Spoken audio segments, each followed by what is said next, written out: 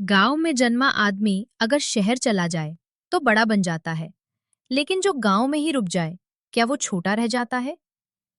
ये कहानी किसी एक गांव की नहीं, ये उस इंसान की कहानी है जो मिट्टी के साथ जीता है। सूर्योदय, पक्षियों की चहचहाहट, कच्ची मिट्टी की सड़क, उसके बीच एक छोटा सा घर।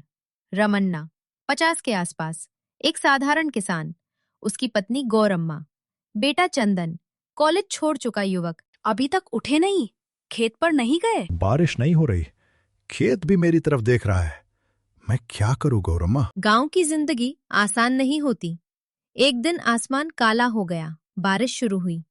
गांव के लोग खुश हुए, लेकिन 3 दिन बारिश, 4 दिन बारिश, खेत पानी में डूब गया।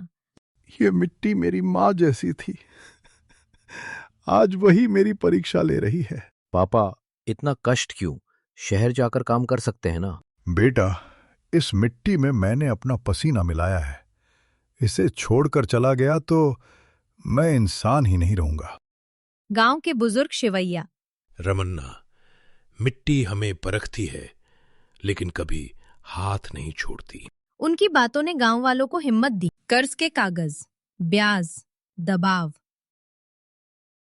1 महीना और पैसे नहीं लौटाए तो जमीन मेरी होगी। गौरम्मा रोती है, रमन्ना चुप रहता है। एक सुबह पापा, मैं शहर जा रहा हूं कर्ज चुकाने के लिए। रमन्ना की आंखों में आंसू। तू जाएगा तो मुझे दुख होगा, लेकिन तेरे फैसले पर मुझे गर्व है। चंदन शहर चला गया। संघर्ष, अपमान, छोटे छोटे काम, लेकिन वह हिम्मत नहीं हारा। रमन्ना ने नई कोशिश की, रासायनिक खेती छोड़कर प्राकृतिक खेती। गांव के लोग हंसे। रमन्ना का भरोसा नहीं टूटा। 1 साल बाद खेत हरा भरा, फसल अच्छी। शहर से चंदन लौट। पापा, आप हारे नहीं, कर्ज चुक गया, जमीन बच गई। गांव फिर से मुस्कुराया। रमन्ना ने मिट्टी को हाथ में लिया। इस मिट्टी ने मुझे सिर्फ खाना नहीं दिया, मुझे पहचान दी है। शहर सपने दे सकता है, गांव ठिकाना देता है।